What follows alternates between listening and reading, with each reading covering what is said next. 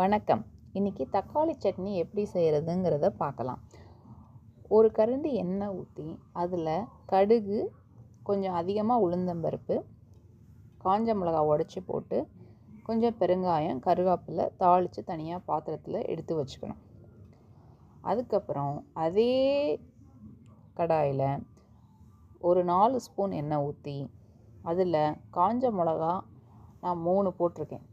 அதோட 2 பச்சை மிளகாவை உடச்சி போட்டிருக்கேன். அதை தாளிச்சிட்டு வெங்காயத்தை நம்ம சேர்த்துக்கலாம். வெங்காயம் பெருசாகவே நீங்கள் நறுக்கிக்கலாம். ஏன்னா நம்ம வதக்கி அரைக்க தான் போகிறோம், அதனால் பெருசாக நறுக்கிக்கலாம். இதை செட்டிநாடு பக்கம் பார்த்திங்கன்னா கல்யாணக்கார வீட்டில் இலையில் பலகாரத்துக்கு இட்லியோட இந்த சட்னி தான் வைப்பாங்க. ரொம்ப சுவையாக இருக்கும். அதே முறையில் தான் நான் இப்போ சொல்கிறேன். இந்த வெங்காயம் கொஞ்சம் நல்லா வதங்கின உடனே நம்ம தக்காளியை ஆட் பண்ண போகிறோம்.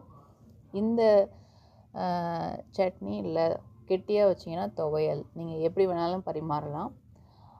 இதை நீங்கள் இட்லிக்கு, தோசைக்கு, சப்பாத்திக்கு, அப்புறம் நம்ம ஊருக்கு போகும்போது கூட இது நான் எடுத்துகிட்டு போவோம். ரொம்ப சுவையாக இருக்கும். அதோடு இல்லாமல் இப்போல்லாம் நான் பெசரட்டுக்கு இந்த சட்னி தான் செய்வேன். ஏன்னா பெசரட்டு டேஸ்ட் உங்களுக்கு கொஞ்சம் கம்மியாக இருக்கிறப்போ இந்த சட்னி கொஞ்சம் அதை சுவையை தூக்கி கொடுக்கும்.